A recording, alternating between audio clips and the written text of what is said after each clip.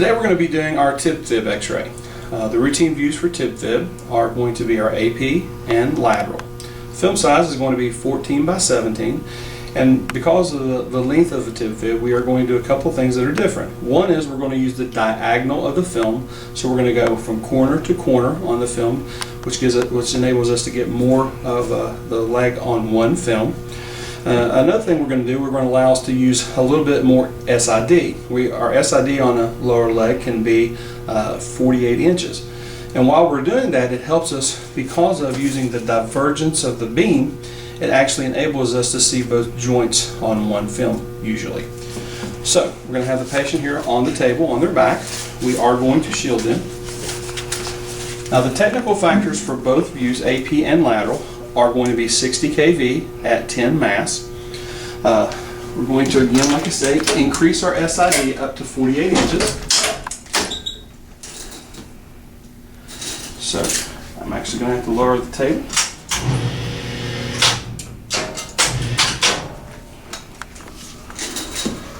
And that gives us actually 48 inches.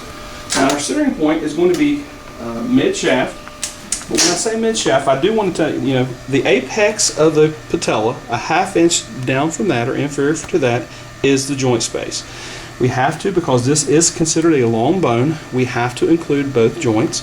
So when we're centering, we want to make sure that we're using the apex of the patella and then a ½ inch down to be the joint space here. And then the malleoluses are going to be where the joint space is there, and that is going to be our midpoint.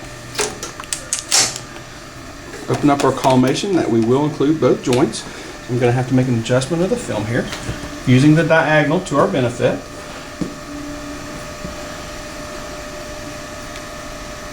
Collimate into the skin margins here and here. We have plenty of room here in the light field to put our marker, so it is in the light field but not in anatomy. We do want to have the leg rotated slightly in so that the knee is in a true AP position, and we are including from the ankle joint, including the knee joint on one film. Now if we do have an injury and the patient's leg is too long and it won't fit on one film and we have to do two films, if the injury site would be closer to the knee joint, the long film must include the knee joint. If the injury is at the distal part closer to the ankle, then the long film needs to include the ankle joint.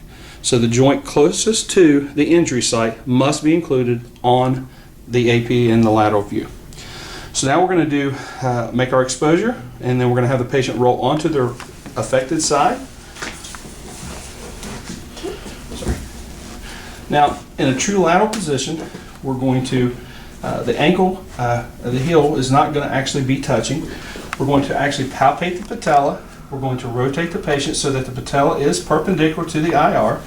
Tells us that it is in a good true lateral position.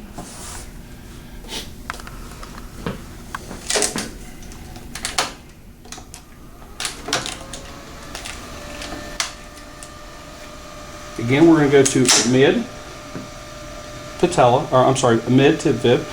I'm going to palpate the patella, go down from that joint space, and from the joint space of the malleolus here, we're going to go center of it to the skin margins, our collimation.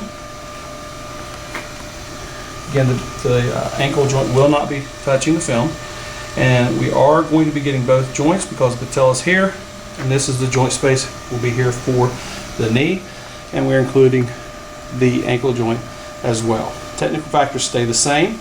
It's going to be 60 kV at 10 mass, and this will be our lateral view of our Tib Fib, and these are our tibia fibula x-rays.